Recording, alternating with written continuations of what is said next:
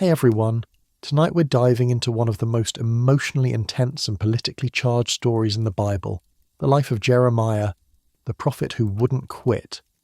We're exploring a man who spent 40 years proclaiming a message nobody wanted to hear, who was beaten, imprisoned, and thrown into cisterns for speaking truth to power, yet who never stopped believing that God's purposes would ultimately prevail. This is the story of the weeping prophet who lived through the collapse of everything his people held sacred, who watched Jerusalem burn and the temple fall, yet who proclaimed a new covenant that would be written on human hearts rather than stone tablets.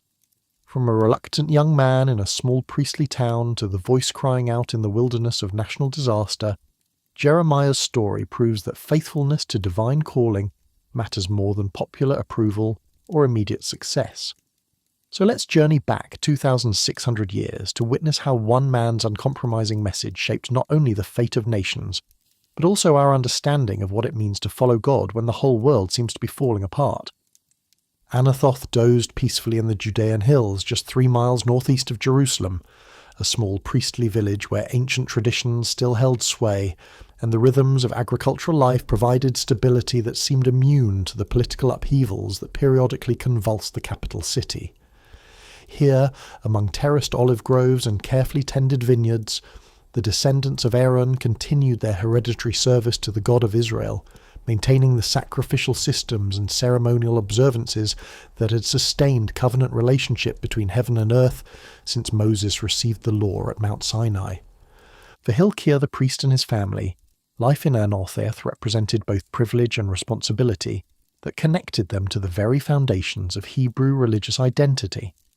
Their lineage traced back through centuries of faithful service, possibly including the priestly line of Abiathar who had served David but been exiled to this village by Solomon for supporting Adonijah's failed claim to the throne. Such genealogical connections carried weight in a society where family heritage determined social status and religious authority, yet they also created expectations that shaped every aspect of daily life and future planning. Young Jeremiah grew up surrounded by the sounds and smells of priestly service, the bleating of sacrificial animals, the fragrance of burning incense, the chanted prayers that mark the passage of sacred seasons. His childhood education included memorization of Torah passages, instruction in ritual procedures, and immersion in the theological traditions that distinguished Israel from all surrounding nations. Yet even as a boy, he displayed sensitivity to spiritual realities that went beyond mere academic knowledge or ceremonial compliance, showing intuitive understanding of divine character that suggested unusual calling even before that calling was explicitly revealed. The world into which Jeremiah was born around 645 BC was experiencing seismic shifts that would reshape the ancient Near East and determine the fate of small nations like Judah for generations to come. Assyria, the brutal empire that had dominated the region for over a century, was showing signs of weakness that emboldened subject peoples to dream of independence, while also creating dangerous power vacuums that ambitious rivals sought to fill. Egypt, the ancient superpower that had once ruled most of the known world, was stirring from centuries of relative inactivity to reassert influence over territories that Assyrian decline was making available. Most ominously for Judah's future, Babylon was emerging from Assyrian shadow as a force that would soon challenge every established authority in Mesopotamia and beyond. Under aggressive leadership that combined military innovation with political cunning, this resurgent empire was positioning itself to inherit Assyrian dominance while expanding control into regions that had never known Babylonian rule. The collision of these competing powers would soon transform the political landscape in ways that would test every small nation's ability to survive through diplomatic maneuvering and strategic alliances.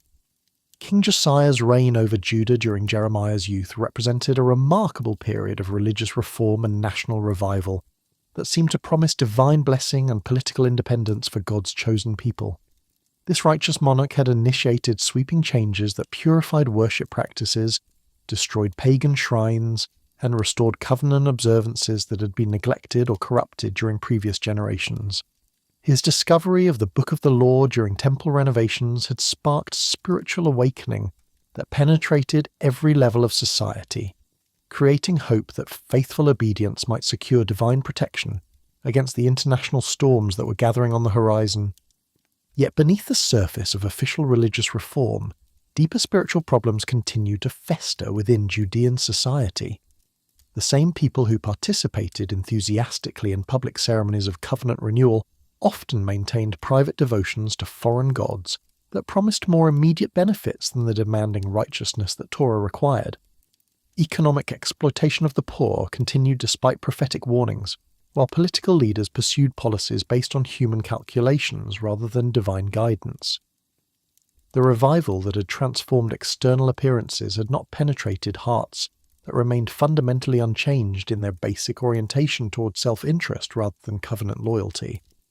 Jeremiah's call to prophetic ministry came during this period of apparent prosperity and spiritual renewal, when most observers would have concluded that Judah's future had never looked brighter.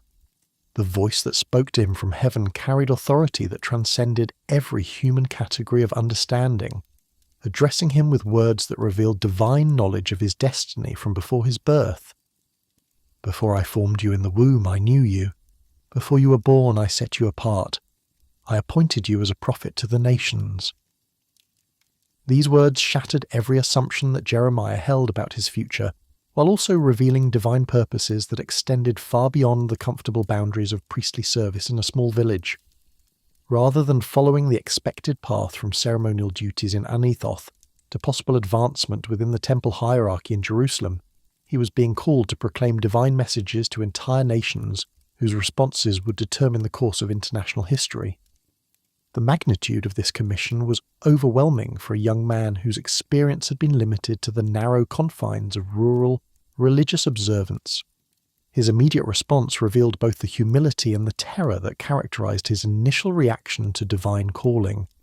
"Alas, sovereign Lord, I do not know how to speak.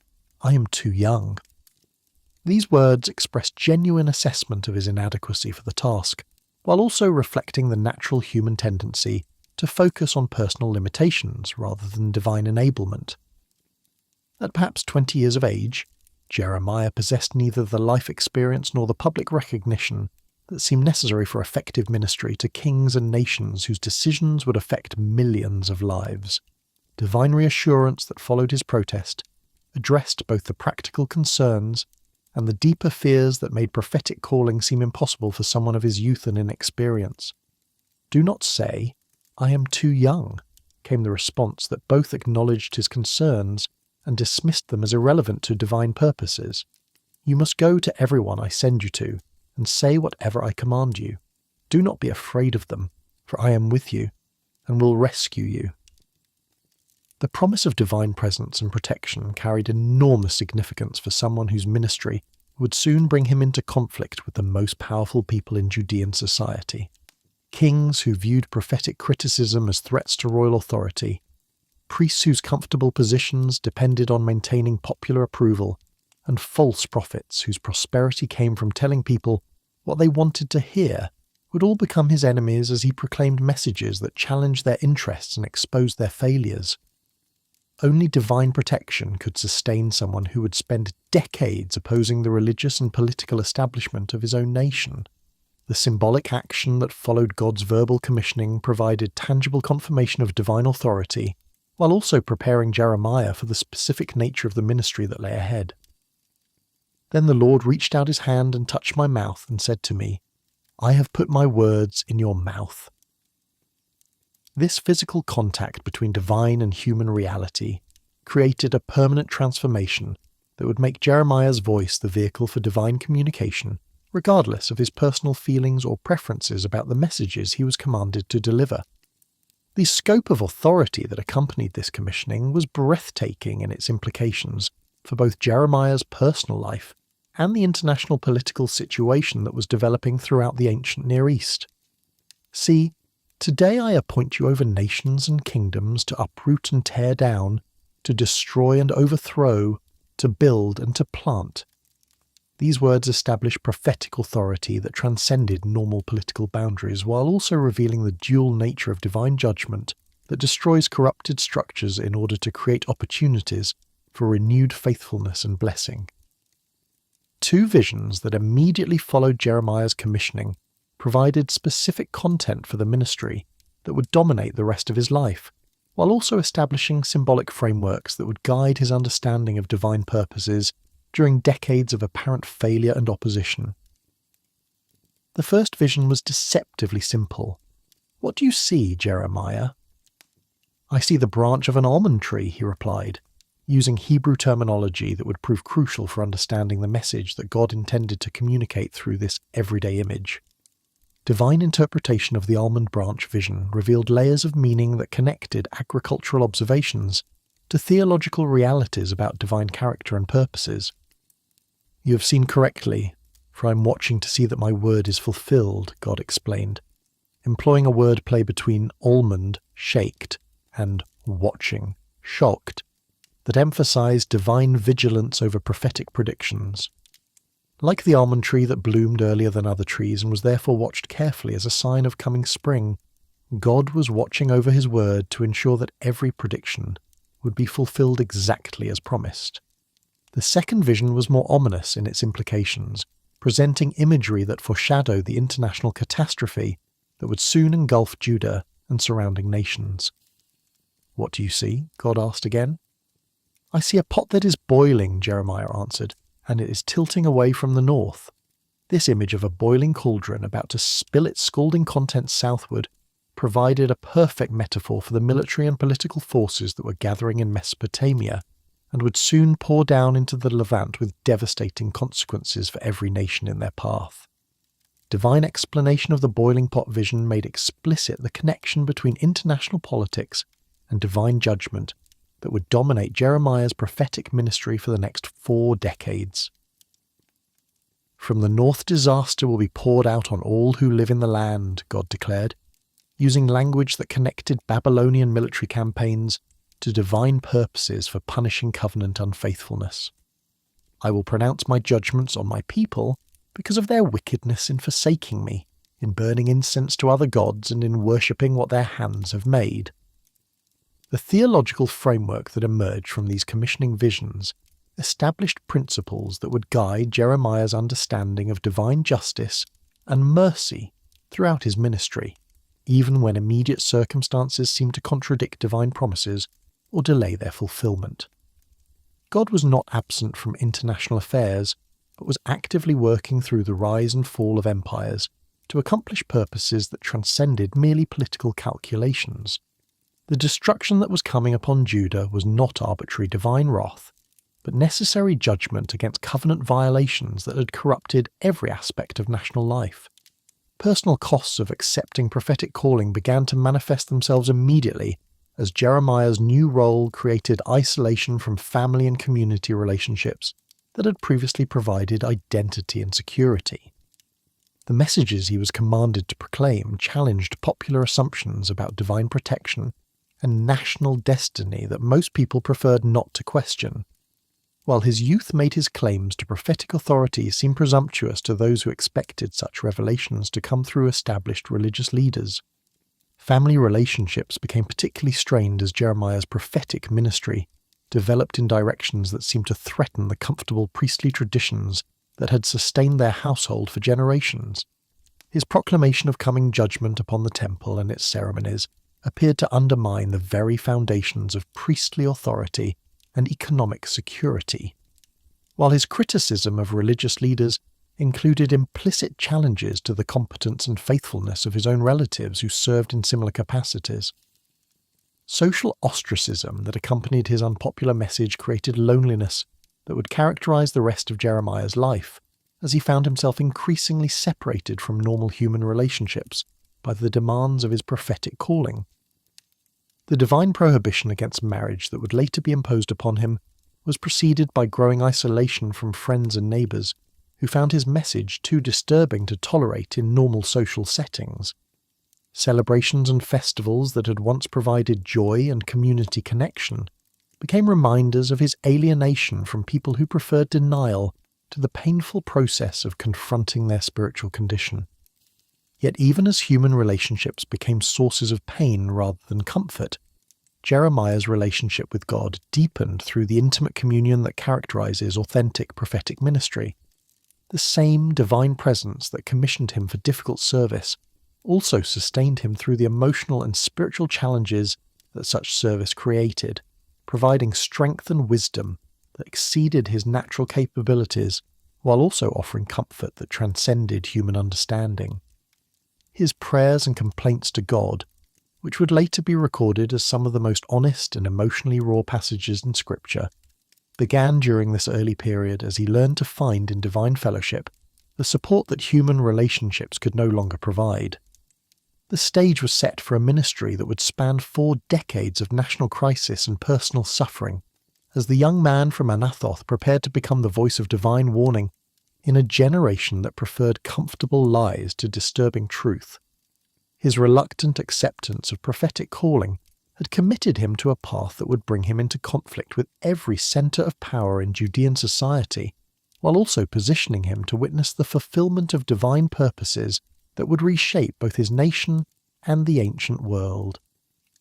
The fire that had been kindled in his bones would prove impossible to extinguish, driving him to continue speaking divine truth regardless of personal cost or popular response. Jeremiah's first steps into prophetic ministry felt like walking into a furnace where every word he spoke generated heat that burned both speaker and listeners with its intensity.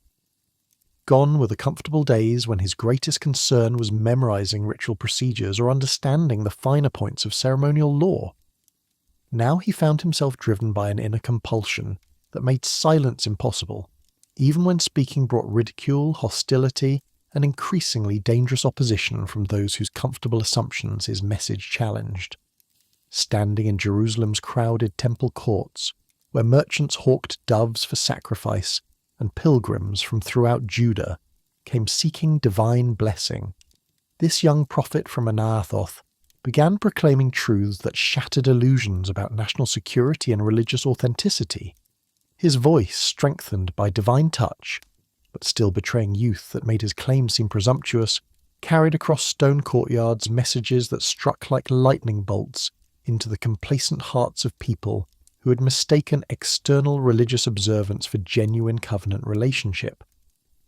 "Hear the word of the Lord, all you people of Judah who come through these gates to worship the Lord," Jeremiah declared, his words echoing off temple walls that had witnessed centuries of sacrifice and prayer. Yet what followed was not the comfortable assurance that most worshippers expected from religious authorities. Instead, his message exposed the spiritual adultery that had corrupted their relationship with the God they claimed to serve while maintaining religious practices that masked hearts committed to other loyalties. The metaphors that poured from his lips revealed both poetic genius and devastating theological insight, as he described Israel's unfaithfulness in language that made abstract spiritual concepts viscerally real for audiences accustomed to thinking of religion as ceremony rather than relationship. "My people have committed 2 sins," he proclaimed with the authority of divine revelation. "They have forsaken me, the spring of living water, and have dug their own cisterns, broken cisterns that cannot hold water." This imagery of broken water containers resonated powerfully in a semi-arid land where reliable water sources meant survival, while spiritual cisterns that could not hold divine blessing meant death. His indictments against Judah's religious leaders cut through layers of self-deception and professional pride that had insulated priests and prophets from honest evaluation of their spiritual condition. The priest did not ask, "Where is the Lord?" "Those who deal with the law did not know me. The leaders rebelled against me. The prophets prophesied by Baal and followed worthless idols." These accusations struck at the heart of the religious establishment, challenging the competence and faithfulness of the very people whose authority depended on their supposed connection to divine truth. Temple merchants who profited from religious commerce found their activities condemned as evidence of hearts that had reduced divine worship to business transactions rather than expressions of covenant love. Money changers whose tables lined the courtyards, dove sellers whose prices enriched temple treasuries, and officials whose positions provided comfortable livings from religious activities, all discovered that their prosperity was being interpreted as evidence of spiritual corruption rather than divine blessing. Symbolic actions that Jeremiah employed to communicate divine messages created spectacles that drew crowds, while also embedding prophetic truth in memorable images that would haunt observers long after his words were forgotten.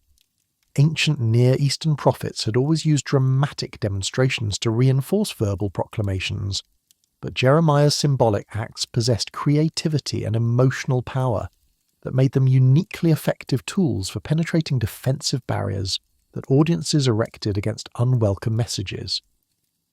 The ruined linen belt that he buried by the Euphrates River and later retrieved in its corrupted condition provided a perfect metaphor for Israel's relationship with God.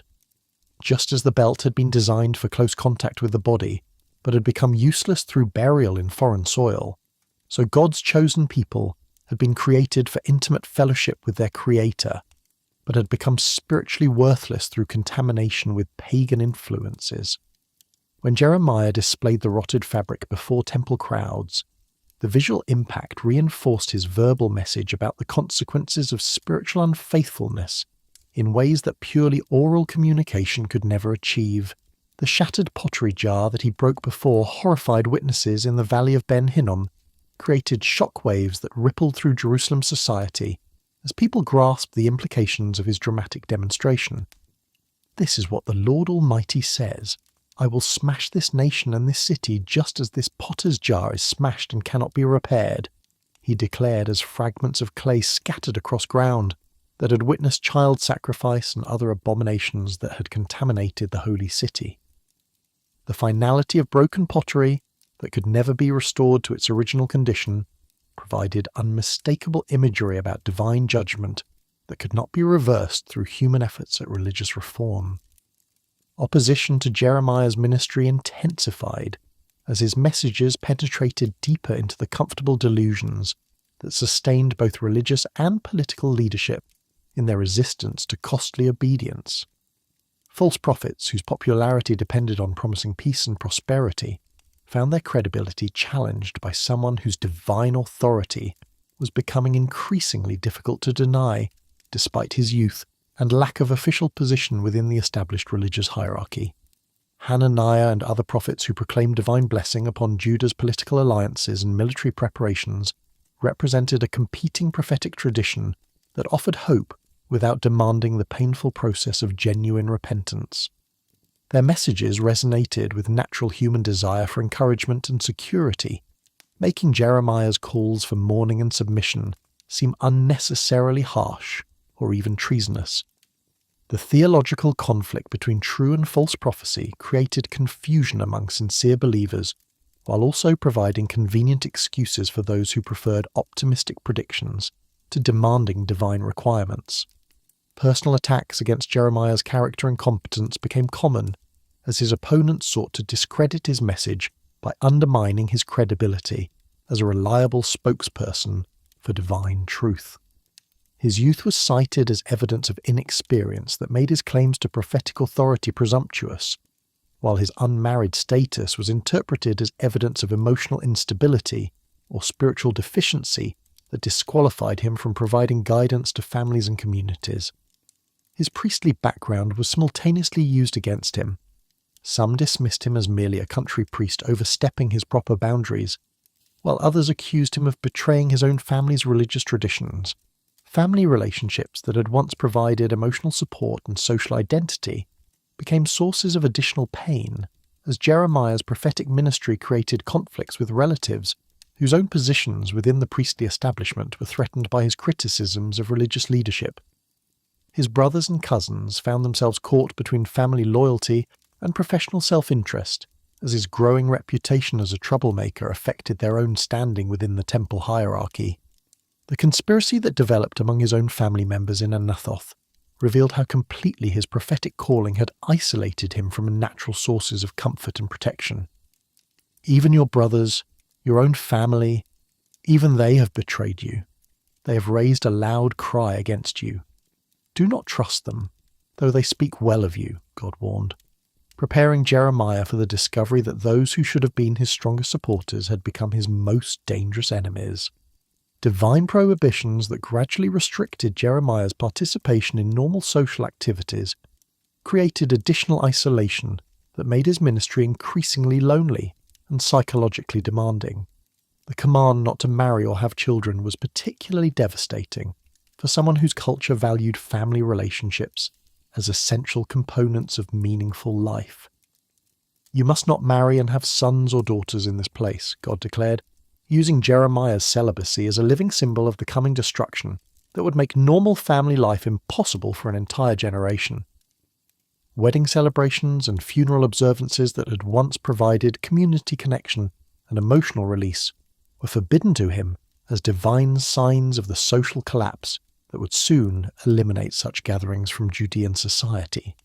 "Do not enter a house where there is a funeral meal. Do not go to mourn or show sympathy," came the command that separated him from rituals that helped communities process grief and maintain solidarity during difficult times.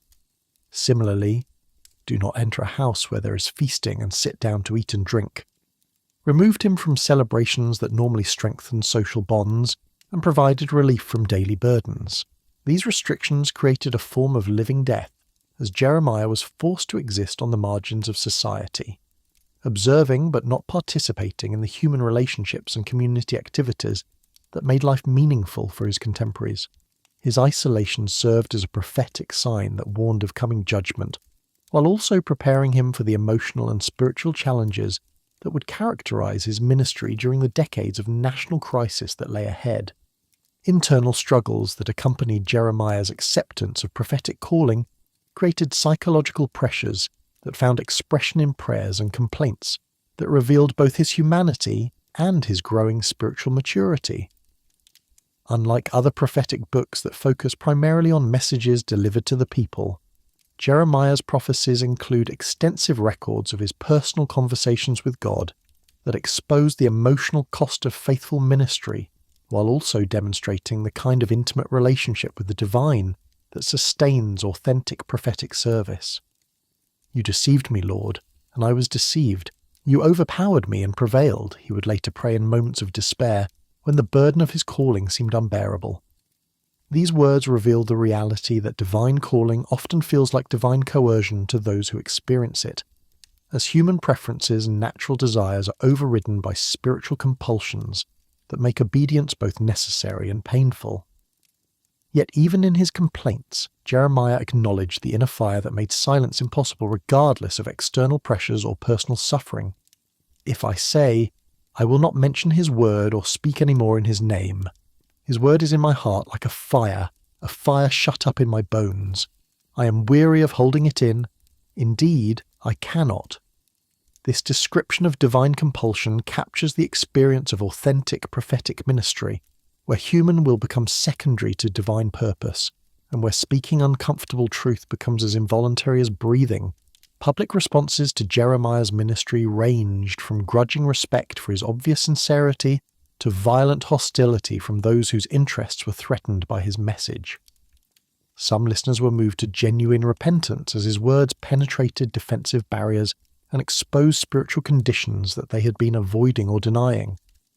Others hardened their hearts against messages that demanded costly changes in behavior and attitude, preferring to attack the messenger rather than address the uncomfortable truths he proclaimed. Religious tourism that brought pilgrims to Jerusalem from throughout Judah and neighboring regions provided audiences for Jeremiah's temple preaching that extended his influence far beyond the immediate vicinity of the capital city. Visitors who came seeking divine blessing and spiritual comfort found themselves confronted with prophetic challenges that followed them back to their home communities, spreading awareness of his message while also generating opposition from local religious leaders whose authority was being questioned by outside prophetic voices. Political implications of Jeremiah's prophecies created additional complications, as his warnings about coming judgment were interpreted as criticism of royal policies and national strategies that depended on popular confidence and international credibility.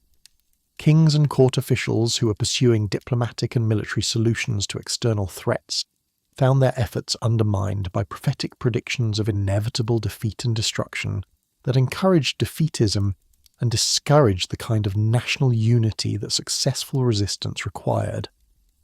Economic disruption that followed prophetic warnings about divine judgment affected merchants and craftsmen whose prosperity depended on political stability and popular confidence in the future. trade relationships, construction projects, and long-term business planning all suffered when prophetic messages created uncertainty about whether current policies and practices would prove sustainable in the face of divine opposition to national priorities and behaviours. The transformation of a young priest from Anathoth into a prophetic voice that challenged every aspect of Judean society was both gradual and revolutionary, requiring years of spiritual formation while also creating immediate conflicts that would define the rest of his life. Each message he delivered deepened his isolation from normal human relationships while also strengthening his dependence on divine guidance and support that exceeded anything available through merely human sources. As the fire in his bones continued burning with intensity that could not be extinguished through human effort or opposition, Jeremiah found himself committed to a path that would lead through decades of suffering and apparent failure toward ultimate vindication that only divine eyes could see. The young man who had protested his inadequacy for prophetic service was being forged in the crucible of rejection and hostility into an instrument of divine purpose whose faithfulness would outlast the kingdom he was called to warn. Royal audiences had become reluctant necessities for the kings of Judah, as Jeremiah's reputation for divine insight made him impossible to ignore, even when his messages contradicted every policy and strategy their advisors recommended.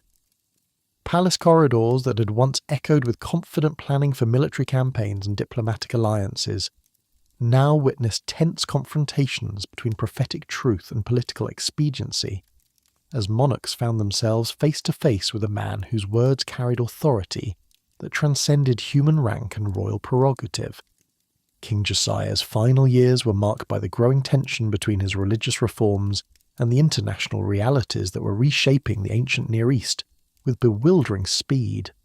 This righteous king who had cleansed the temple and restored covenant observances throughout his kingdom found himself caught between competing pressures that tested every aspect of his faith and political wisdom.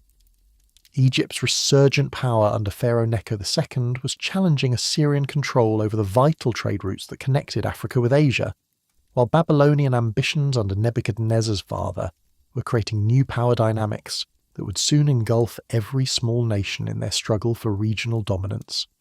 Jeremiah's relationship with Josiah was complex and often painful, as the prophet found himself called to warn even this godly king about divine purposes that transcended human understanding of righteousness and political justice. While admiring Josiah's sincere efforts to restore authentic worship and eliminate pagan influences from Judean society, Jeremiah was also compelled to proclaim that external religious reforms could not prevent the judgment that generations of covenant unfaithfulness had made inevitable.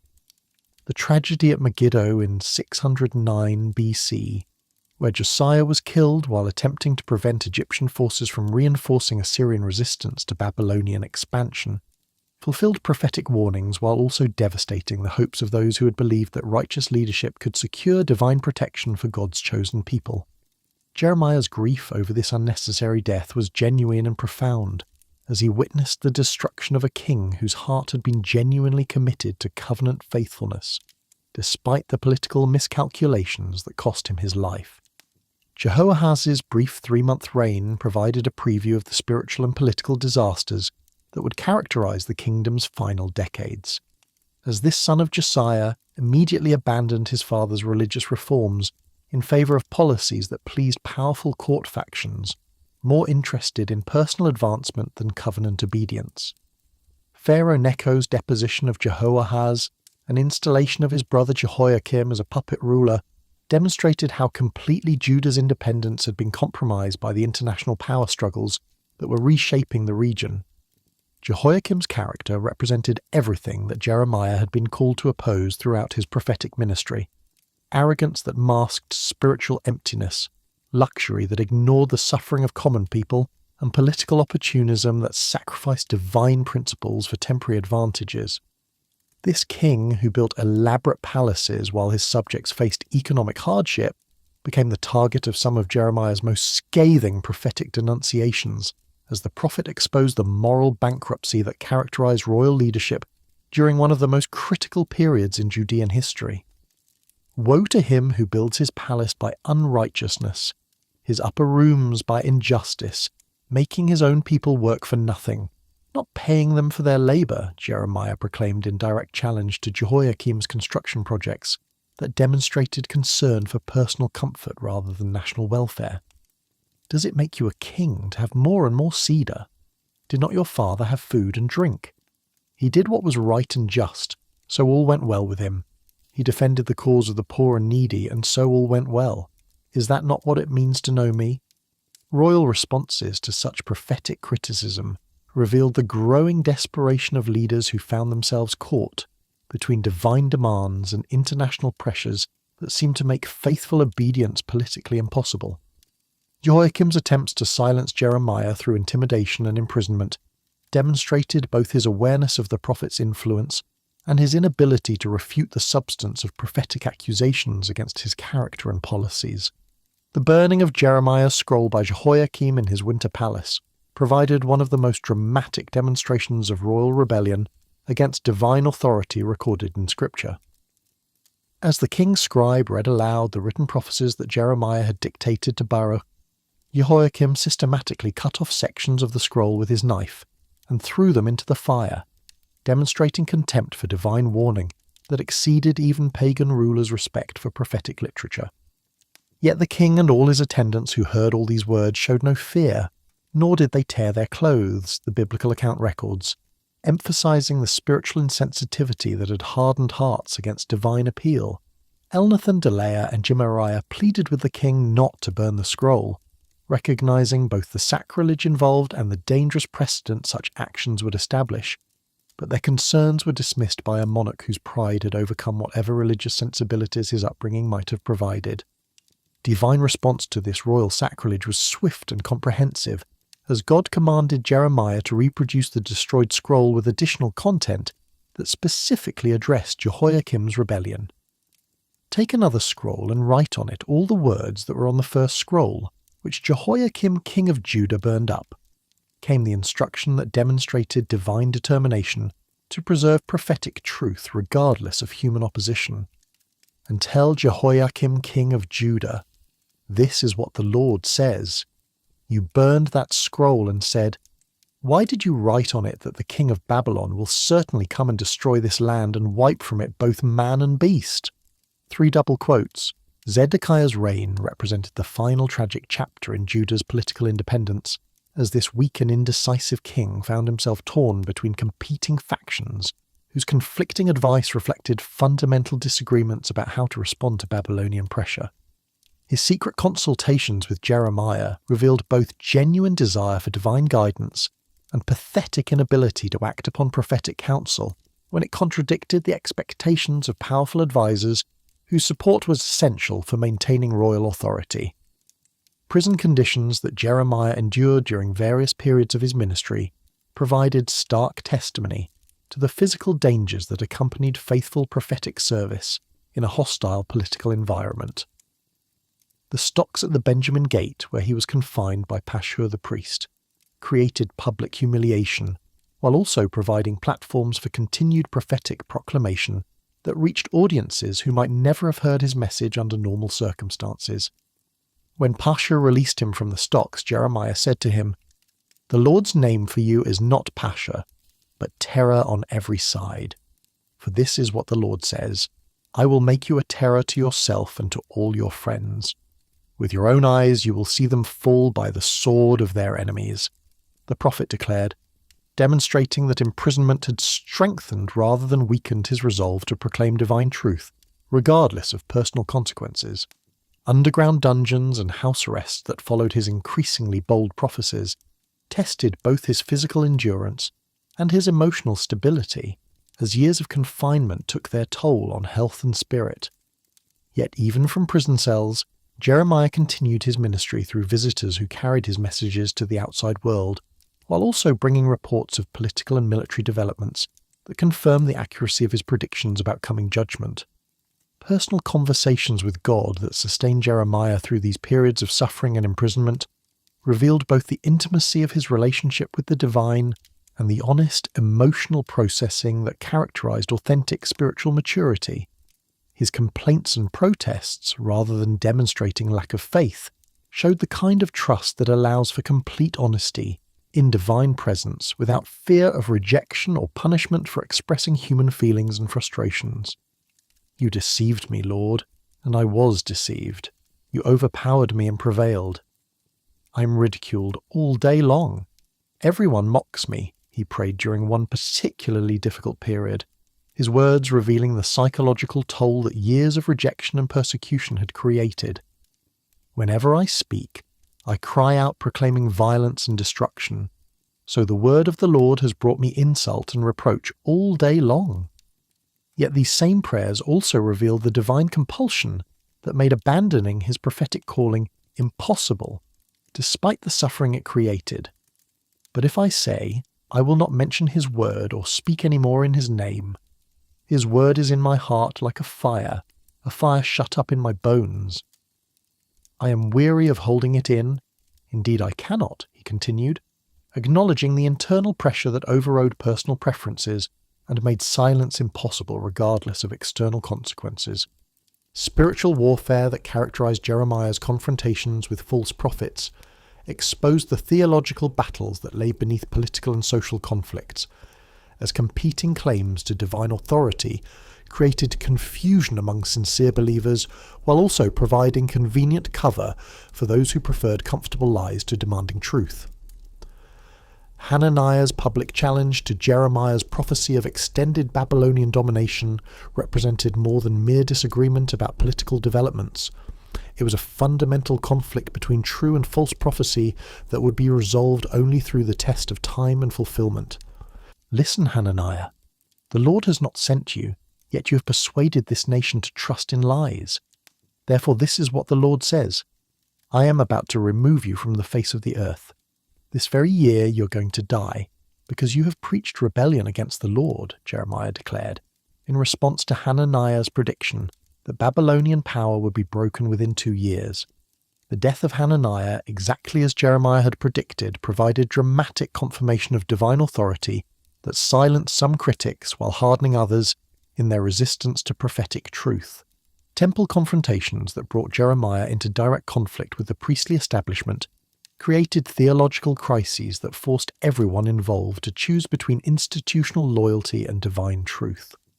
His challenges to temple security and ceremonial effectiveness struck at fundamental assumptions about divine presence and protection that had sustained Jewish identity for centuries, making his message seem not only politically dangerous but religiously heretical. Do not trust in deceptive words and say, "This is the temple of the Lord, the temple of the Lord, the temple of the Lord," Jeremiah proclaimed from the temple courts, his repetition of the sacred phrase mocking the magical thinking that had replaced genuine faith among people who believed that physical structures could guarantee divine protection regardless of moral and spiritual conditions. International correspondence that Jeremiah sent to Jewish exiles in Babylon provided alternative perspectives on divine purposes that challenged both political resistance in Jerusalem and false hopes among deportees who expected immediate deliverance from their captivity. His letters counselling acceptance of exile and integration into Babylonian society were interpreted as treason by those who preferred military resistance to Babylonian authority, while his predictions of 70 years of captivity seemed to contradict divine promises about restoration and return. Build houses and settle down, plant gardens and eat what they produce, marry and have sons and daughters, find wives for your sons and give your daughters in marriage, so that they too may have sons and daughters. Increase in number there, do not decrease. Also, seek the peace and prosperity of the city to which I have carried you into exile. Pray to the Lord for it, because if it prospers, you too will prosper, he wrote, demonstrating that divine purposes could be accomplished through submission to foreign rule rather than futile resistance that would only increase suffering. Court intrigue that surrounded Jeremiah's ministry during the final years of Judean independence revealed how completely political calculations had replaced divine guidance in royal decision-making processes. Advisors whose positions depended on royal favour naturally provided counsel that reinforced monarchical preferences rather than challenging them with uncomfortable truth, creating echo chambers that insulated kings from accurate assessment of their spiritual and political circumstances. Gedaliah and other officials who occasionally protected Jeremiah from mob violence or royal wrath demonstrated that divine providence could work through secular authorities to preserve prophetic ministry even when official policies opposed divine purposes. These interventions provided examples of how individual conscience and moral courage could influence political outcomes, while also showing that faithful prophetic service often found protection from unexpected sources. Physical suffering that Jeremiah endured through beatings, imprisonment, and mob violence created ongoing health problems that affected his ability to travel and preach, while also providing tangible evidence of the cost that faithful service to divine truth required in hostile environments. Each assault upon his person served as confirmation of prophetic predictions about the spiritual condition of those who preferred violence to repentance when confronted with their need for divine forgiveness and transformation. The cumulative impact of decades spent in opposition to royal policies and religious establishments had transformed the young priest from an Anathoth into a prophetic voice whose authority was recognized even by those who rejected his message, creating a reputation that would outlast the kingdom he had been called to warn, and the temple whose destruction he had predicted with such accuracy that later generations would struggle to understand how divine foreknowledge could be so precise, while human response remained so consistently resistant to divine appeal. Morning light streamed through the eastern gates of Solomon's temple as thousands of pilgrims gathered for one of the great festival celebrations that drew worshippers from every corner of Judah and beyond. The massive bronze pillars, Achin and Boaz, caught the early sunlight, their polished surfaces reflecting the hope and expectation that filled hearts of people who had travelled hundreds of miles to participate in rituals that connected them to their ancestors and assured them of divine protection. Yet standing among these crowds was a man whose message would shatter every comfortable assumption about the relationship between religious ceremony and spiritual reality. Jeremiah positioned himself at the temple gate, where his voice would carry to the maximum number of listeners, while also ensuring that his words would reach the ears of priests and officials, whose responses would determine whether his message would be heard or silenced through violence. Nearly 2 decades of prophetic ministry had taught him that divine truth often created its greatest impact when proclaimed in settings where opposition was most likely and most dangerous, forcing audiences to choose between comfortable lies and transforming truth. The crowd that surrounded him represented every level of Judean society. Farmers who had left their fields during the brief respite that festival seasons provided, merchants whose prosperity depended on the stability that religious observance was supposed to guarantee, priests whose livelihoods came from the temple services they performed, and political leaders whose authority rested partly on their role as protectors of national religious traditions. All had come seeking divine blessing. None were prepared for the prophetic bombshell that was about to explode their most cherished beliefs about divine commitment to their nation and its sacred institutions. "This is what the Lord Almighty, the God of Israel, says," Jeremiah began, his voice rising above the general murmur of conversation and commercial activity that characterized the temple courts. His opening formula commanded attention through its claim to divine authority, while also establishing the theological framework that would govern everything that followed. This was not merely one man's opinion about political or religious developments. It was a direct communication from the covenant God who had chosen Israel and established the very institutions that his message would challenge. "Reform your ways and your actions, and I will let you live in this place," he continued, offering hope that was conditional rather than automatic and dependent on genuine transformation rather than mere ceremonial compliance. These words struck directly at the popular theology that assumed divine protection was guaranteed by the existence of the temple and the performance of prescribed rituals, regardless of the moral and spiritual condition of those who participated in such observances. The theological revolution that Jeremiah was about to unleash challenged fundamental assumptions that had sustained Jewish identity and national confidence for centuries. Since Solomon's completion of the temple nearly 400 years earlier, the magnificent structure had served as tangible evidence of divine presence among his chosen people. Its massive stone walls, elaborate bronze fixtures, and precious metal decorations proclaimed divine glory, while also providing psychological security that God would never abandon the place where his name dwelt, and his honour was proclaimed through daily sacrifices and seasonal celebrations. Popular religious understanding had gradually transformed the temple from a symbol of divine presence into a magical guarantee of divine protection, creating what scholars would later term temple theology, the belief that God's commitment to his house made judgment upon Jerusalem impossible, regardless of the spiritual condition of its inhabitants. This comfortable doctrine allowed people to maintain confidence in national security while also avoiding the costly personal changes that authentic covenant relationship required. Do not trust in deceptive words and say, "This is the temple of the Lord, the temple of the Lord, the temple of the Lord," Jeremiah proclaimed, his threefold repetition mocking the mantra-like repetition that had replaced genuine faith among people who believed that religious formulas could substitute for spiritual reality. His words cut through centuries of accumulated tradition and popular theology like a sword, exposing the emptiness of external religious observance that masked hearts committed to priorities other than divine will.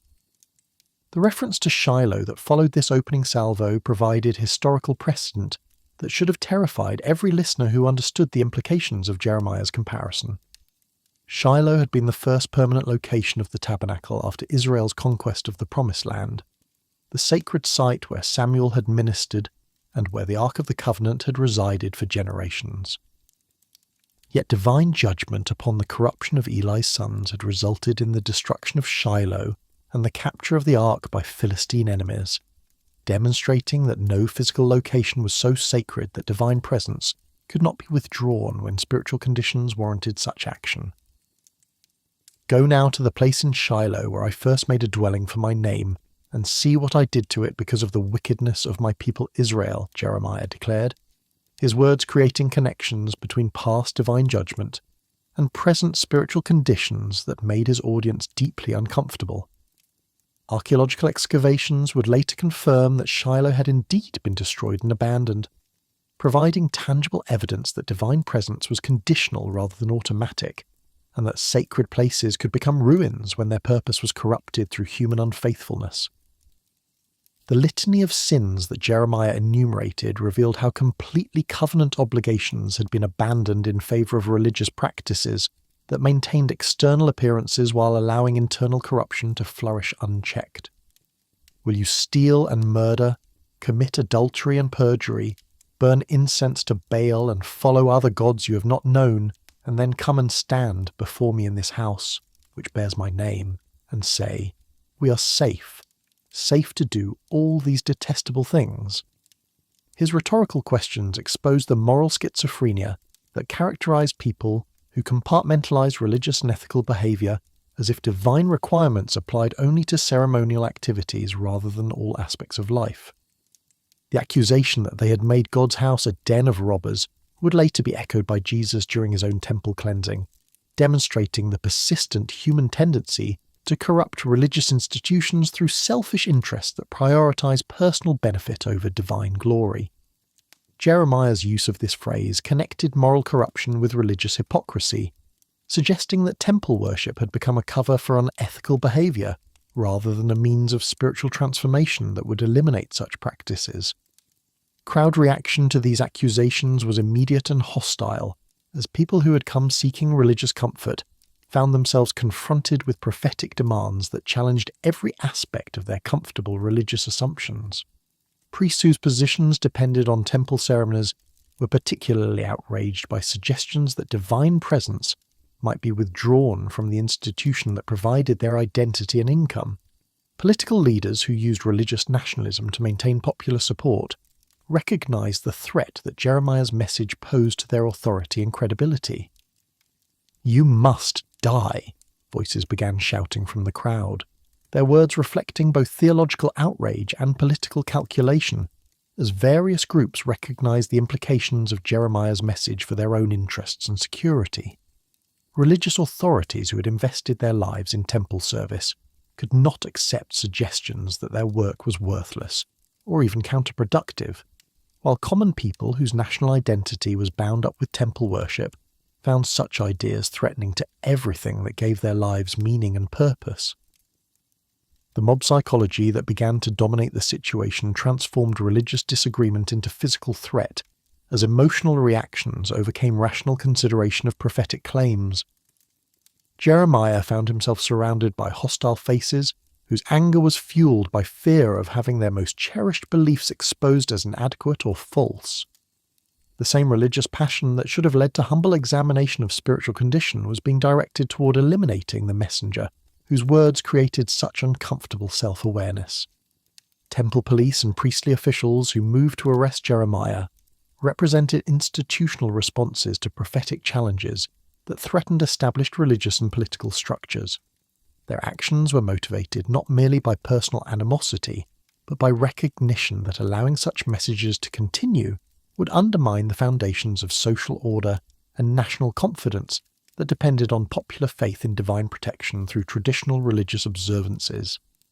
Legal proceedings that followed Jeremiah's arrest revealed the complex jurisdictional issues that surrounded prophetic ministry in ancient Israel, as religious and civil authorities struggled to determine appropriate responses to someone whose claims to divine authority could not be easily dismissed despite the threat his message posed to institutional stability. The charges brought against him, speaking against the temple and the city, carried potential death penalties while also raising fundamental questions about the relationship between prophetic freedom and social order. Ahikam, son of Shaphan, emerged as Jeremiah's unexpected protector during these legal proceedings, demonstrating how divine providence could work through individuals whose personal courage and moral conviction led them to risk their own positions for the sake of justice and truth. This official, whose father had been instrumental in Josiah's religious reforms, recognized both the authenticity of Jeremiah's prophetic calling and the dangerous precedent that would be established if religious authorities were allowed to silence divine messengers through violence. The defense that Jeremiah offered for his temple sermon revealed both his understanding of prophetic responsibility and his recognition that divine compulsion made faithful proclamation unavoidable, regardless of personal consequences. "The Lord sent me to prophesy against this house and this city all the things you have heard," he declared, making clear that his message originated with divine command rather than personal preference or political calculation. "Now reform your ways and your actions and obey the Lord your God. Then the Lord will relent and not bring the disaster he has pronounced against you." Comparison with the prophet Urijah, who had proclaimed similar messages but had fled to Egypt when threatened with arrest, provided sobering evidence of what could happen to prophets who lacked official protection or popular support. Jehoiakim's agents had pursued Urijah to Egypt, brought him back to Jerusalem, and executed him as an example to others who might be tempted to speak against royal policies or national institutions. This precedent made Jeremiah's survival dependent on the intervention of sympathetic officials whose own positions could be threatened by their association with an unpopular prophet. Popular reaction to the legal proceedings revealed deep divisions within Judean society about the nature of prophetic authority and the appropriate response to messages that challenged comfortable religious assumptions.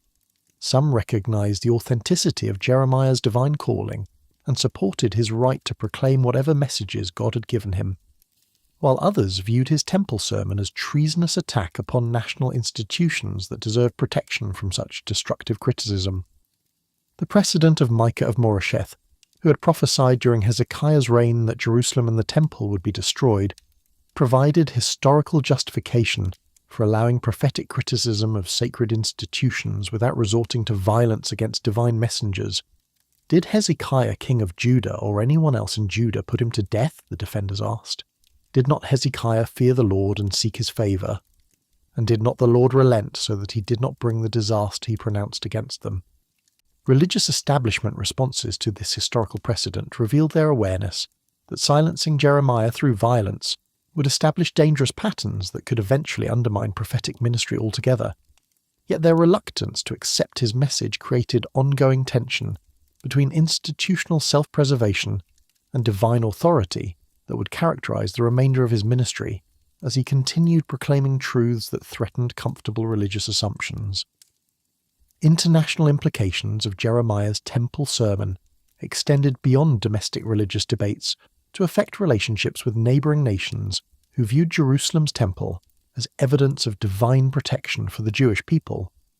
Diplomatic calculations that depended on projecting strength and confidence were undermined by prophetic predictions of temple destruction that suggested divine abandonment of his chosen people, potentially encouraging aggressive actions by enemies who might interpret such messages as signs of divine disfavour. Military morale among Judean forces was similarly affected by prophetic messages that seemed to predict inevitable defeat regardless of human efforts at resistance or preparation. Soldiers whose courage depended partly on belief in divine protection found their confidence shaken by suggestions that God might actually be fighting against them rather than for them, creating psychological vulnerabilities that could affect combat effectiveness when external threats materialized. Economic consequences of religious uncertainty created additional pressures on a society that was already struggling with the financial demands of maintaining independence in an increasingly hostile international environment. Trade relationships, investment decisions, and long-term planning all suffered when prophetic messages created doubt about the stability and future prospects of institutions and policies that had previously provided confidence and security. The theological significance of Jeremiah's temple sermon extended far beyond its immediate historical context to establish principles about the relationship between divine presence and human faithfulness that would influence biblical theology for centuries to come. His demonstration that sacred places and religious ceremonies could not guarantee divine protection when spiritual conditions violated covenant requirements provided foundational insights about the conditional nature of divine blessing that would be essential for understanding both the exile experience and the eventual restoration that followed genuine repentance.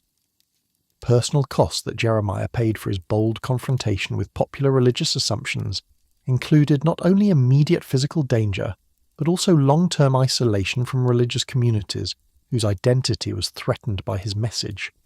His survival of the temple sermon incident established his reputation as someone under special divine protection, while also marking him permanently as an enemy of religious establishments, whose authority depended on maintaining popular confidence in institutional security. The courage that Jeremiah demonstrated in delivering his temple sermon despite obvious personal danger provided a model for faithful prophetic ministry that would inspire later religious leaders who faced similar choices between popular approval and divine truth. His willingness to risk everything for the sake of proclaiming divine warning demonstrated the kind of commitment that authentic spiritual leadership requires when institutional pressures conflict with divine mandates. As Jeremiah walked away from the temple courts, having survived an attempt at lynching through the intervention of sympathetic officials, he carried with him both the satisfaction of faithful obedience to divine command and the knowledge that his message had created enemies who would never forget or forgive his challenge to their most sacred assumptions. The stage was set for even greater confrontations as international pressures mounted, and the prophetic warnings he had proclaimed began their inexorable march toward fulfillment in events that would test every aspect of faith and endurance. Babylon's war machine rolled across the ancient Near East with terrifying efficiency, transforming Nebuchadnezzar from a regional threat into the undisputed master of an empire that stretched from the Persian Gulf to the borders of Egypt. News of city after city falling to Babylonian siege tactics reached Jerusalem like thunderclaps announcing an approaching storm, each report confirming Jeremiah's decades-old predictions, while also crushing the hopes of those who had believed that divine protection would exempt God's chosen people from the judgment that was overwhelming every other nation in their path. The sight of Babylonian advance forces appearing on the hills surrounding Jerusalem in late 589 BC marked the beginning of the most terrible chapter in the city's ancient history, as the final siege commenced that would test every aspect of faith, endurance, and human loyalty. These were not the undisciplined raiders who had occasionally threatened Judean borders, but professional soldiers equipped with the most advanced military technology of their age, and commanded by officers whose experience in siege warfare had been perfected through campaigns that had reduced dozens of fortified cities to rubble and ash. Jeremiah watched these developments with emotions that mixed vindication with heartbreak, as the fulfillment of his prophetic warnings brought no satisfaction to a man whose love for his people made their suffering more painful to witness than his own years of persecution and imprisonment. Standing on the walls of a city that he had warned for 40 years, he could see Babylonian engineers constructing the earthworks and siege towers that would eventually breach Jerusalem's defences. Yet his greatest anguish came not from military developments, but from the spiritual blindness that had prevented his countrymen from accepting the divine mercy that could have spared them this agony. Zedekiah's desperate attempts to organize resistance demonstrated both royal courage and the tragic futility of opposing divine judgment through merely human means. This weak king, who had consistently vacillated between seeking Jeremiah's counsel and yielding to advisors who promised easy solutions to impossible problems, now found himself trapped between Babylonian armies that showed no mercy and popular expectations that demanded heroic defiance regardless of the cost in human suffering.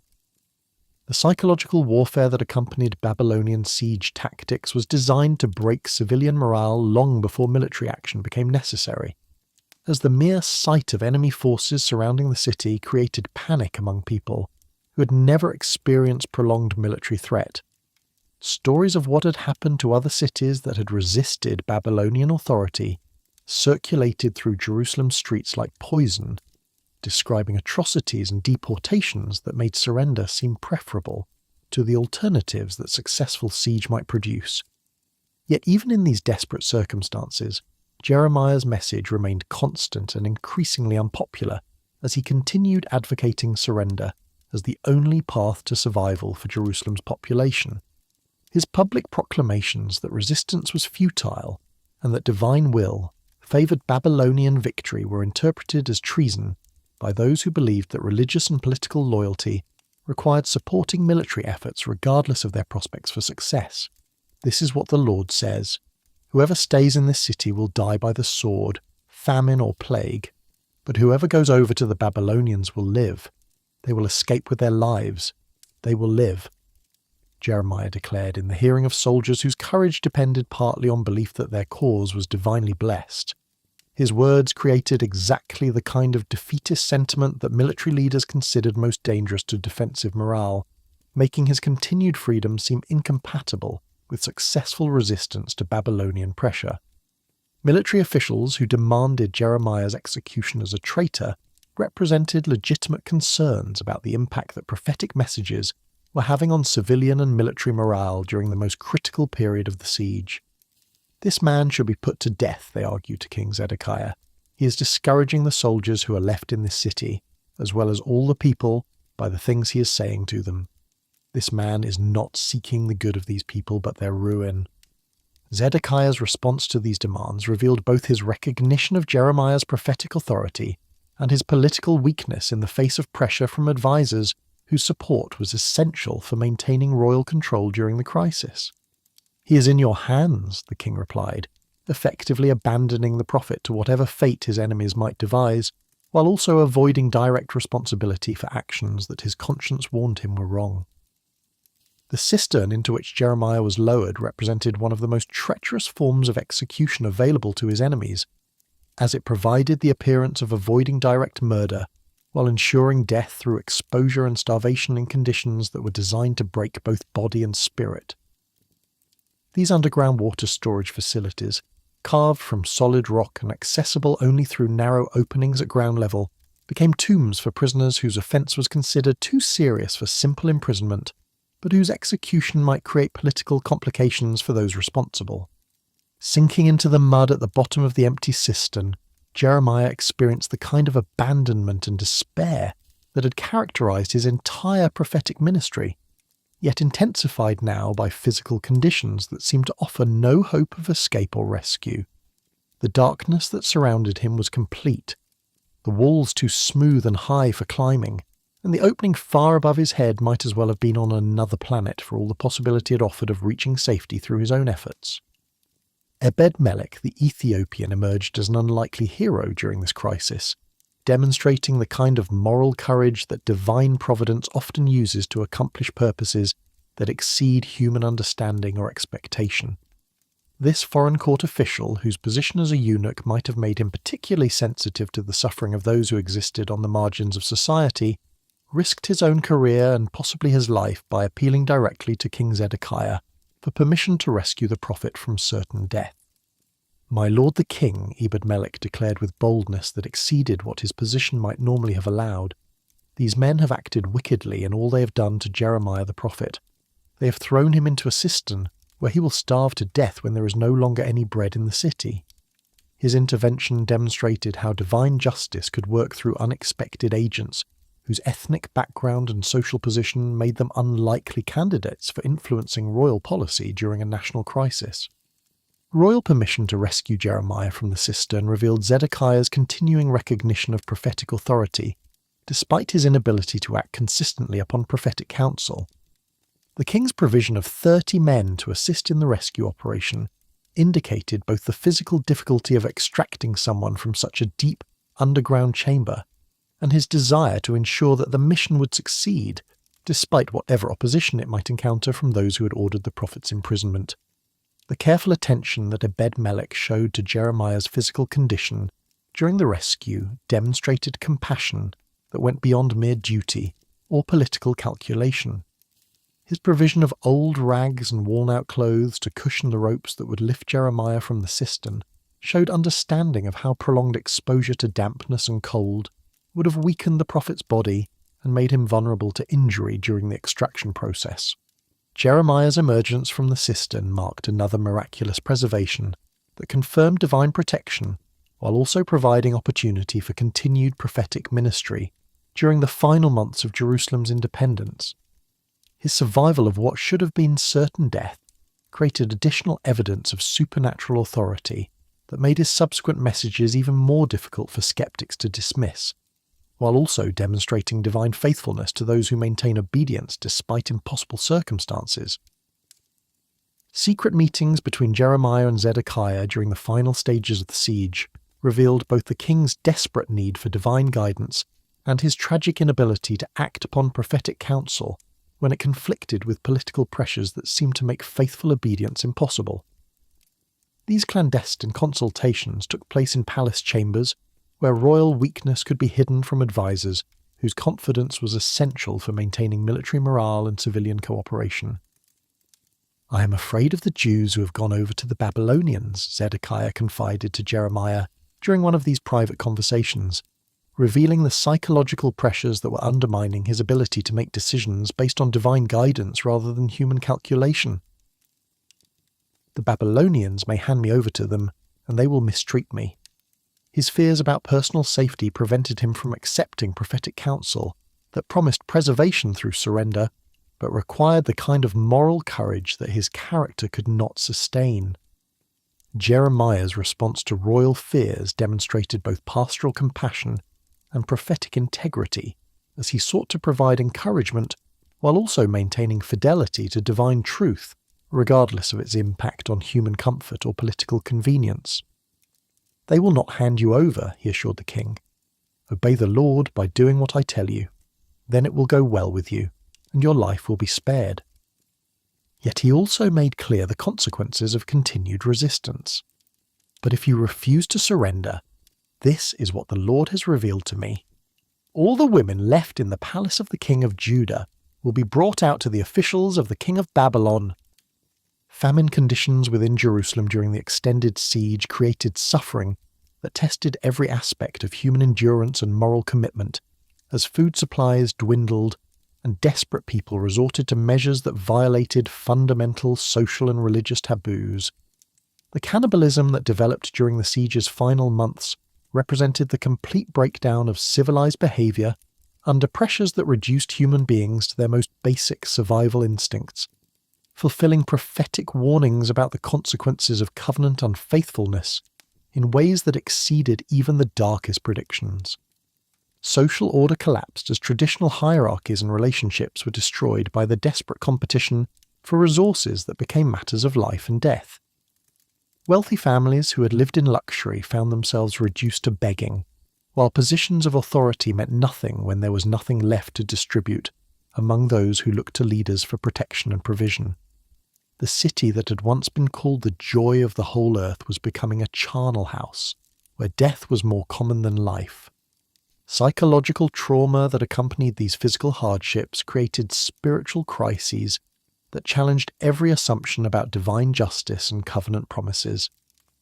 People who had maintained faith through years of prophetic warnings now found themselves questioning divine character as they watched innocent children starve while the siege continued with no apparent end in sight.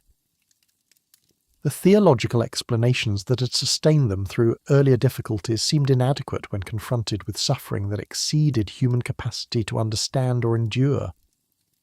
Military developments during the siege's final phase demonstrated both Babylonian persistence and the futility of continued resistance when divine favour had been withdrawn from those who trusted in human strength rather than covenant obedience. Each breach in Jerusalem's walls brought Babylonian forces closer to complete victory, while also confirming the accuracy of prophetic predictions that had warned about exactly these developments for decades before they occurred. Professional respect that Babylonian officers showed for Jeremiah when they finally captured Jerusalem revealed international recognition of his prophetic authority that exceeded anything he had received from his own people during his 40-year ministry. These foreign conquerors treated him as an honoured religious leader whose insights were worthy of consideration, while the Jewish establishment that should have valued his divine calling had consistently opposed and persecuted him throughout his career.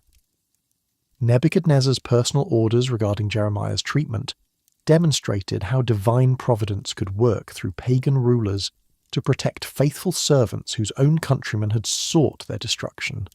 "Take him and look after him. Don't harm him, but do for him whatever he asks," the Babylonian king commanded, creating ironic circumstances where foreign conquerors showed more respect for God's prophet than his own people had demonstrated during their years of independence. Divine vindication of Jeremiah's prophetic ministry came through the fulfillment of every prediction he had made about Jerusalem's fate, yet this vindication brought sorrow rather than satisfaction to a man whose love for his people made their suffering more painful than his own persecution had been. Standing among the ruins of the city he had warned for 4 decades, he wept not for his own vindication, but for the tragic choices that had made such destruction inevitable despite divine patience that had delayed judgment far longer than justice required. The stage was set for the final act of Jerusalem's ancient drama as the city that had been called the dwelling place of the Most High prepared to experience the ultimate consequence of covenant unfaithfulness. Everything Jeremiah had predicted was about to be fulfilled in events that would scatter the chosen people among the nations, while also preserving a remnant through which divine purposes would eventually be accomplished in ways that exceeded human understanding or expectation. Summer heat shimmered over Jerusalem's broken walls on the 9th day of the 4th month in 586 BC, as Babylonian battering rams finally accomplished what 18 months of siege had been designed to achieve. Ancient stones that had withstood centuries of assault from lesser enemies crumbled under the relentless pounding of bronze-tipped rams operated by engineers whose expertise had been perfected through the conquest of every major fortress between the Euphrates and the borders of Egypt. The sound of falling masonry mixed with human screams created a symphony of destruction that marked the end of an era and the fulfillment of prophetic warnings that had echoed through the city streets for 4 decades. Jeremiah witnessed these climactic moments from a vantage point that allowed him to see both the immediate horror of a military conquest and the deeper spiritual significance of events that transformed his lifetime of prophetic warnings into visible reality. Every flame that consumed sacred buildings, every cry that rose from families torn apart by conquering soldiers, and every crash of falling timber from the temple complex provided tangible confirmation of divine judgments he had proclaimed when such outcomes seemed impossible to most observers. Babylonian troops poured through the breached walls with the disciplined efficiency that characterized professional armies whose experience in urban warfare had taught them to accomplish conquest objectives while also securing valuable resources for their imperial masters. These were not wild barbarians destroying everything in their path, but seasoned soldiers executing carefully planned operations designed to eliminate resistance, capture important prisoners, and preserve whatever wealth and materials could enhance Babylonian prosperity and power. King Zedekiah's desperate flight from the doomed city provided a final demonstration of the futility that had characterized his entire reign, as the monarch who had consistently chosen human calculation over divine guidance now discovered that political maneuvering offered no escape from consequences that prophetic obedience might have prevented. His capture near Jericho, in sight of the Jordan River that had once marked the boundary of freedom for his ancestors, represented both personal tragedy and national humiliation that confirmed every prediction Jeremiah had made about the cost of rejecting divine counsel. The brutal treatment that Nebuchadnezzar ordered for the captured king revealed both Babylonian determination to discourage future rebellions and the personal anger that treaty violations had generated in an emperor whose patience with Judean inconsistency had finally been exhausted. Zedekiah was forced to watch the execution of his sons before his own eyes were put out, ensuring that the last sight he would ever see was the destruction of his family line and the end of hopes for dynastic continuity that had sustained Hebrew monarchy for over 4 centuries. Royal household deportations that followed Zedekiah's capture eliminated whatever remained of Judean political independence, while also fulfilling prophetic predictions about exile that had seemed incredible when first proclaimed decades earlier. Princes, officials, and their families who had lived in luxury and wielded power that seemed divinely guaranteed now found themselves chained for the long march to Babylonian captivity. Their comfortable assumptions about covenant protection shattered by realities that no amount of religious ceremony had been able to prevent. Destruction of the temple complex began on the 7th day of the 5th month, when Babylonian engineers systematically dismantled the structure that had served as the centre of Jewish religious life for over 3 centuries. The magnificent building that Solomon had constructed with materials gathered from throughout the known world was reduced to rubble and ash in a matter of days, its bronze pillars melted down for transport to Babylon, and its precious metal fixtures stripped away to enrich imperial treasuries. Jeremiah's emotional response to witnessing temple destruction revealed the complexity of prophetic experience when divine vindication comes through events that create personal anguish, despite their theological necessity. This man who had proclaimed temple destruction for 40 years found himself weeping over the fulfillment of his own predictions, demonstrating that prophetic ministry often requires proclaiming truths that break the prophet's heart even as they accomplish divine purposes. Sacred vessels and temple furnishings that were carried away to Babylon represented more than economic plunder. They symbolized the transfer of divine presence from Jerusalem to the imperial capital, where Jewish exiles would learn to worship the God of Israel without the ceremonial apparatus that had sustained their ancestors for generations. The removal of these objects that had connected temple worship to Moses' original tabernacle marked the end of one phase of covenant relationship and the beginning of new forms of religious expression that would eventually transform Judaism itself. Priestly deportations that accompanied temple destruction eliminated the hereditary religious leadership that had maintained sacrificial worship according to Mosaic prescriptions since the nation's founding. Sariah, the chief priest, and other temple officials who were executed by Babylonian authorities had their centuries-old family traditions of religious service ended in a single act of imperial justice that demonstrated how completely human institutions could be swept away when divine protection was withdrawn. Population transfers that scattered tens of thousands of Judeans throughout the Babylonian Empire accomplished multiple imperial objectives while also fulfilling prophetic warnings about exile that had formed the central theme of Jeremiah's ministry for decades. These deportations were not random acts of cruelty, but carefully planned operations designed to eliminate potential sources of future rebellion, while also providing skilled labour and administrative expertise for Babylonian development projects. Agricultural devastation that accompanied the conquest extended beyond immediate military objectives to ensure that Judean recovery would be impossible for generations, as Babylonian forces systematically destroyed vineyards, olive groves, and other perennial crops that had sustained the region's economy since the conquest under Joshua. The fertility that had made the Promised Land desirable was temporarily eliminated through scorched earth tactics that created wilderness where abundance had once flourished. Jeremiah's treatment by Babylonian authorities provided striking contrast to his experience under Judean leadership, as foreign conquerors showed more respect for his prophetic ministry than his own countrymen had demonstrated throughout his career. Nebuchadnezzar's personal orders regarding the prophet's welfare created ironic circumstances where divine truth received greater honour from pagan rulers than from the covenant people who should have valued prophetic guidance above all earthly considerations. The choice offered to Jeremiah between comfortable exile in Babylon and remaining in devastated Judah tested his commitment to his people despite their years of rejection and persecution. His decision to stay among the poor remnant who were left in the land demonstrated pastoral love that exceeded personal considerations of safety and comfort, while also positioning him to minister to those who would need prophetic guidance during the difficult years of recovery and reconstruction. Gedaliah's appointment as Babylonian governor over the remnant population represented an attempt to maintain some form of Jewish administration in the devastated territory, though under foreign oversight that made clear the complete elimination of political independence. This member of a family that had occasionally protected Jeremiah during his years of persecution now found himself responsible for governing a population whose traditional leadership had been eliminated through death or deportation. Lamentations that poured from Jeremiah's heart during these days of national catastrophe created some of the most moving poetry in world literature, as prophetic insight combined with personal anguish to produce verses that captured both the immediate horror of destruction and the theological significance of events that had transformed divine warning into visible reality.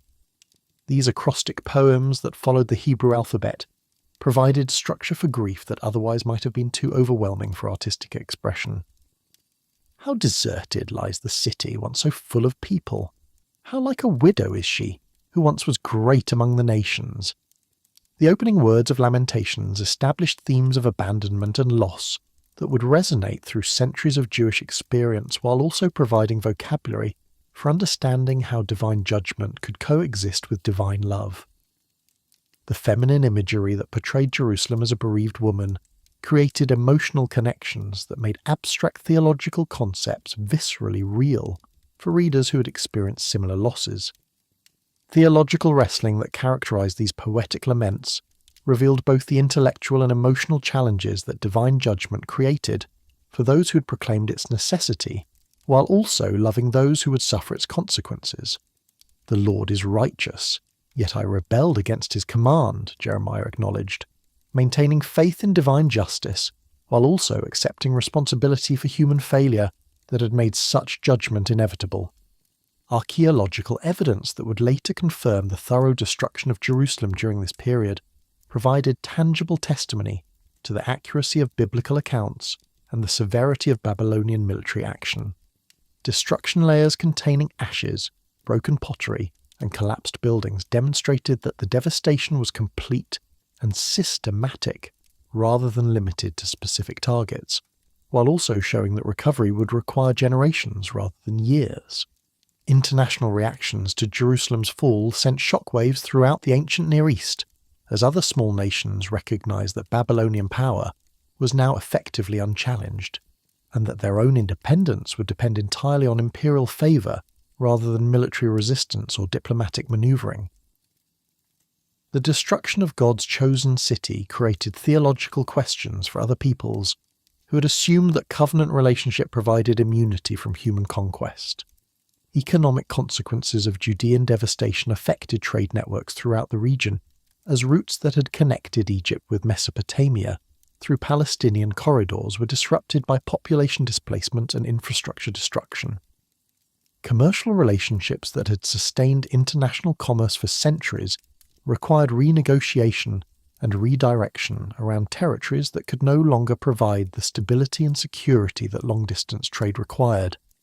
Refugee movements that scattered Jewish populations throughout neighbouring territories created diaspora communities that would eventually become centres for preserving and developing Jewish religious traditions in foreign environments.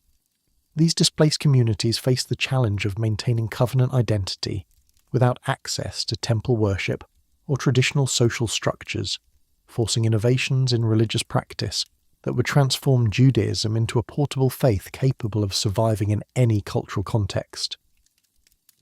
Divine mercy that appeared even within judgment was evident in the preservation of prophetic literature and the survival of faithful remnants who would maintain covenant traditions despite the apparent failure of divine promises about eternal protection for David's dynasty and permanent divine presence in Jerusalem. The books of prophecy that recorded Jeremiah's warnings and explanations of divine purposes became foundational texts for understanding how divine justice and mercy could coexist in events that seemed to contradict covenant promises. Theological education that emerged from reflection on these catastrophic events created new understanding of divine character and purposes that would influence biblical faith for centuries to come. The experience of exile forced re-examination of fundamental assumptions about covenant relationship, divine presence, and the nature of salvation that produced insights essential for understanding both Old Testament theology and New Testament fulfillment. Personal vindication that Jeremiah experienced through the fulfillment of his prophetic warnings was overshadowed by grief over the human cost of national rejection of divine truth. His 40-year ministry had been proven accurate in every detail, yet this vindication brought sorrow rather than satisfaction to a man whose love for his people made their suffering more painful than his own persecution had been. Literary preservation of Jeremiah's prophecies and experiences created permanent records that would provide guidance for future generations facing similar choices between divine truth and popular opinion, between costly obedience and comfortable compromise. His example of faithful service despite consistent rejection established patterns for prophetic ministry that would influence religious leadership throughout subsequent history. The stage was set for new phases of divine purpose as the scattered remnants of God's chosen people began learning to maintain covenant faithfulness in foreign environments where traditional religious practices were impossible, and where survival itself would depend on developing new forms of spiritual community that could transcend geographical and cultural boundaries. The fall of Jerusalem marked an end, but it also marked a beginning as divine purposes moved beyond national boundaries toward universal fulfillment that would eventually embrace all peoples through the ministry of the Messiah, whose coming the prophets had proclaimed. Dust from the Egyptian road clung to Jeremiah's aging robes as he was forced into the final exile of his turbulent life, carried against his will by Jewish refugees whose fear of Babylonian reprisal had overcome their respect for prophetic counsel. At nearly 70 years old, this man, who had spent 4 decades warning his people about the consequences of covenant unfaithfulness, now found himself dragged into foreign captivity by the very people whose salvation he had sought through his lifetime of faithful, painful service. The assassination of Gedaliah at Mizpah had shattered whatever hopes remained for peaceful coexistence between the Jewish remnant and their Babylonian overlords, as political zealots whose nationalism exceeded their wisdom murdered the governor whose moderate policies might have provided stability during the difficult years of recovery and reconstruction. This act of violence, motivated by misguided patriotism and fear of cultural assimilation, eliminated the last possibility for maintaining Jewish presence in the Promised Land under imperial protection. Yohanan and the other military leaders who carried out the flight to Egypt represented the final tragedy of a generation that had consistently chosen human calculation over divine guidance. Their decision to seek refuge in the very nation that had historically oppressed Israel, demonstrating how completely fear had overcome faith in the hearts of those who should have learned from recent catastrophic consequences of rejecting prophetic truth. Jeremiah's protests against the Egyptian flight fell on ears that had been deafened by panic and hardened by decades of resisting divine counsel. "Do not go to Egypt," he warned, with the same authority that had characterized his ministry since youth. "Do not be afraid of the king of Babylon whom you now fear. Do not be afraid of him, declares the Lord, for I am with you and will save you and deliver you from his hands." Yet these words, which offered divine protection through submission to Babylonian authority, seemed incredible to refugees whose recent experiences had convinced them that safety lay only in distance from imperial power. The accusation that Jeremiah and his faithful scribe Baruch were lying about divine guidance revealed how completely the refugees had rejected prophetic authority in favour of their own fears and prejudices. "You are lying," they declared. "The Lord our God has not sent you to say, 'You must not go to Egypt to settle there.' But Baruch son of Neriah is inciting you against us to hand us over to the Babylonians, so that they may kill us or carry us into exile to Babylon."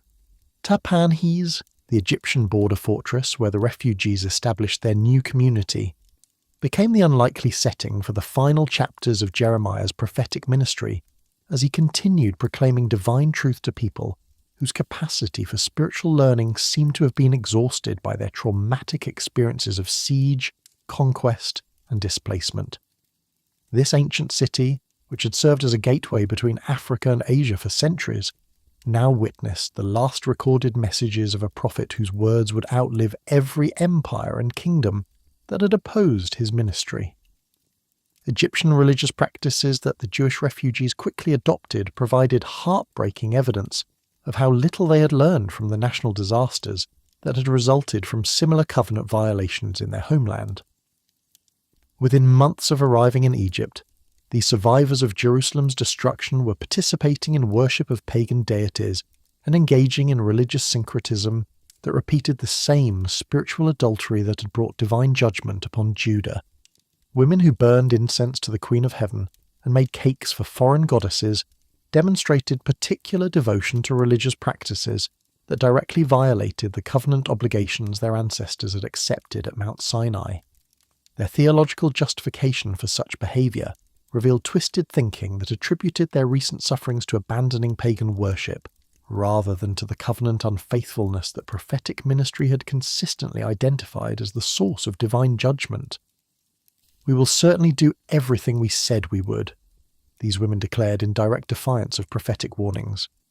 "We will burn incense to the Queen of Heaven and will pour out drink offerings to her, just as we and our ancestors, our kings and our officials did, in the towns of Judah and in the streets of Jerusalem. At that time we had plenty of food and were well off, and suffered no harm. But ever since we stopped burning incense to the Queen of Heaven and pouring out drink offerings to her, we have had nothing and have been perishing by sword and famine." Jeremiah's response to this theological perversion demonstrated both prophetic authority and pastoral patience as he sought to correct misunderstandings that threatened to perpetuate the spiritual problems that had caused their national catastrophe. "Did not the Lord remember and call to mind the incense burned in the towns of Judah and the streets of Jerusalem by you and your ancestors, your kings and your officials and the people of the land?" he asked. "When the Lord could no longer endure your wicked actions and the detestable things you did, your land became a curse and a desolate waste without inhabitants, as it is today." Divine judgment that Jeremiah proclaimed upon the Egyptian refugees revealed that geographic relocation could not provide escape from covenant obligations or protection from divine wrath when spiritual conditions remained unchanged. "Therefore hear the word of the Lord, all you people of Judah living in Egypt," he declared, with the same authority that had marked his ministry from its beginning. "I swear by my great name, says the Lord, that no one from Judah living anywhere in Egypt will ever again invoke my name or swear, as surely as the sovereign Lord lives." Prophetic signs that Jeremiah performed in Egypt demonstrated continuing divine power, while also providing tangible warnings about coming judgment upon the nation that the refugees had chosen as their refuge from Babylonian authority. The burial of large stones at the entrance to Pharaoh's palace in Tahpanhes, accompanied by predictions of Nebuchadnezzar's conquest of Egypt, offered evidence that divine purposes extended beyond Judean affairs to encompass international developments that would affect every nation in the ancient Near East. Historical traditions about Jeremiah's death in Egypt suggest that his life ended as it had been lived, in faithful service to divine truth despite human rejection and persecution. Later, Jewish and Christian sources describe his martyrdom at the hands of fellow refugees who finally eliminated the prophetic voice that had consistently challenged their comfortable religious assumptions and called them to costly obedience that seemed impossible in their circumstances. Stoning, the traditional method of execution for those accused of blasphemy or false prophecy, may have been the means by which Jeremiah's earthly ministry was concluded, creating parallels between his death and that of Stephen, the first Christian martyr, whose final words echoed the forgiving spirit that had characterized authentic prophetic service throughout Hebrew history. Such an ending would have provided fitting conclusion to a life spent challenging popular religious opinion and calling God's people to faithfulness that transcended immediate circumstances. Baruch's preservation of Jeremiah's prophecies and biographical accounts ensured that the prophet's words would survive even when their original audiences had rejected both messenger and message. This faithful scribe, whose devotion to his master had cost him any possibility of normal career advancement or social recognition, became the human instrument through which divine truth was transmitted to future generations, who would find in Jeremiah's example both warning and encouragement for their own spiritual struggles.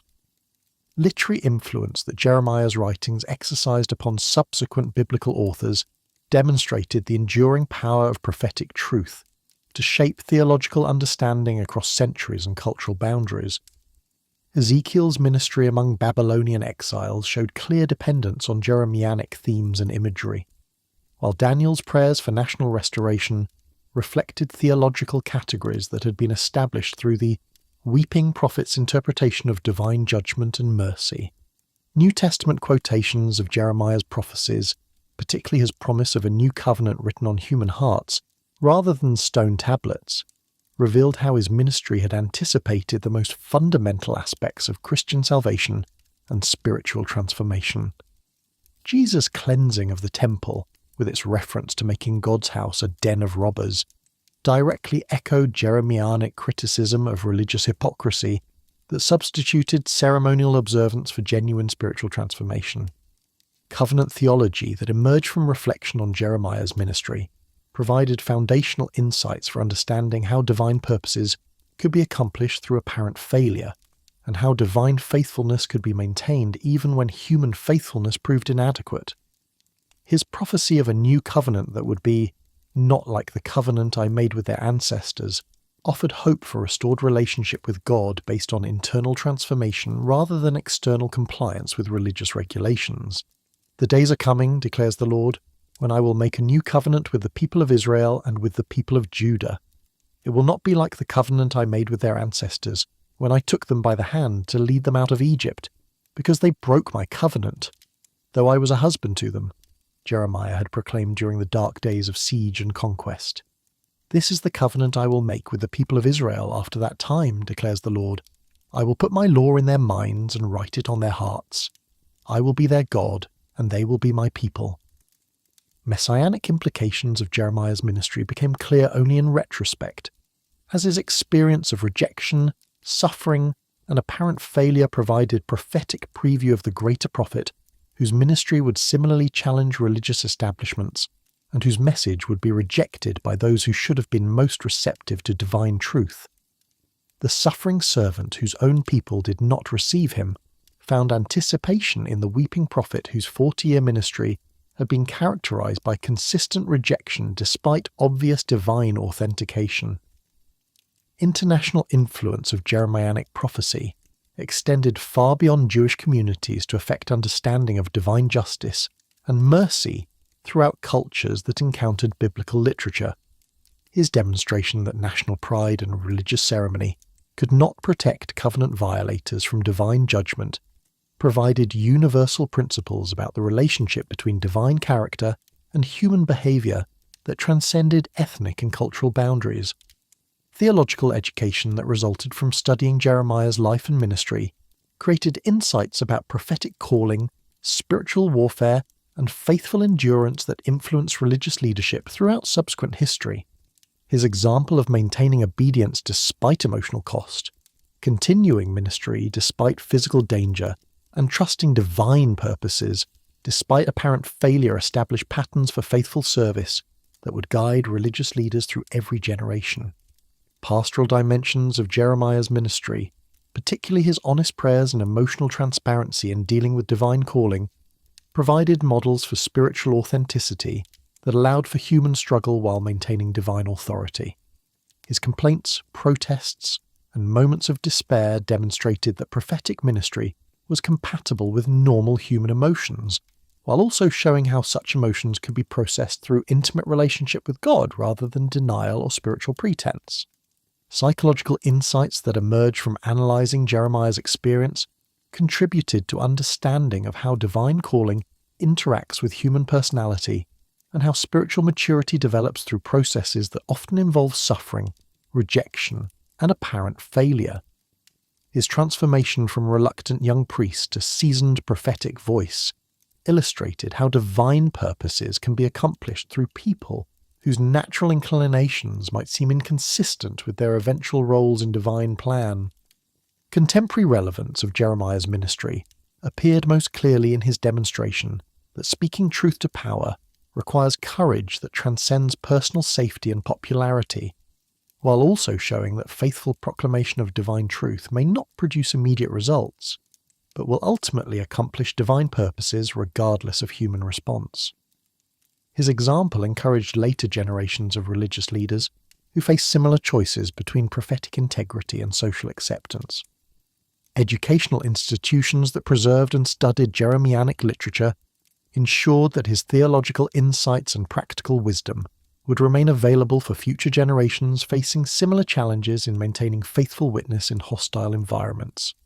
Seminary curricula, biblical commentaries, and devotional literature continued to mine the riches of his experience for insights applicable to contemporary ministry and spiritual formation. Archaeological discoveries that confirmed the historical accuracy of events described in Jeremiah's prophecies provided external validation for biblical reliability, while also demonstrating the precision with which divine revelation could predict future developments.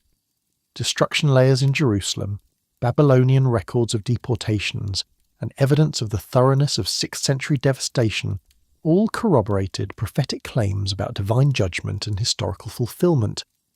Cultural memory that preserved Jeremiah's reputation as the weeping prophet, who loved his people enough to warn them about coming judgment, created lasting testimony to the possibility of combining prophetic courage with pastoral compassion. His tears over Jerusalem's destruction became symbols of divine grief over human unfaithfulness, while his persistence in proclaiming uncomfortable truth demonstrated how authentic love sometimes requires causing temporary pain to prevent greater long-term suffering. Literary artistry that characterized Jeremiah's prophecies, particularly his use of metaphor, dramatic symbolism, and poetic expression, created models for communicating divine truth through forms that engaged both intellectual and emotional responses. His ability to make abstract theological concepts concrete and personally relevant through vivid imagery and passionate language influenced religious communication throughout subsequent history. The legacy that Jeremiah left for future generations extended far beyond his specific historical circumstances to encompass universal principles about divine character, human responsibility, and the nature of faithful service when immediate results are not apparent. His life demonstrated that divine purposes are accomplished through people who maintain obedience despite cost, who proclaim truth despite rejection, and who trust divine faithfulness despite circumstances that seem to contradict divine promises. Most significantly, Jeremiah's ministry anticipated and prepared for the coming of Jesus Christ, whose own experience of rejection by religious authorities, suffering at the hands of those he came to save, and ultimate vindication through resurrection provided the definitive fulfillment of patterns that had been established through prophetic experience. The new covenant that Jeremiah had promised would be written on human hearts found its realization through the ministry of the Messiah, whose sacrifice made such internal transformation possible for all who received divine grace through faith. The prophet who wouldn't quit had become the prophet whose voice would never be silenced, speaking across centuries to encourage all who face the challenge of maintaining faithful witness in hostile environments. His tears had watered seeds of hope that would eventually produce the harvest of salvation for all nations, while his endurance through apparent failure had established foundations for understanding how divine purposes triumph over human opposition through means that exceed all human planning or expectation.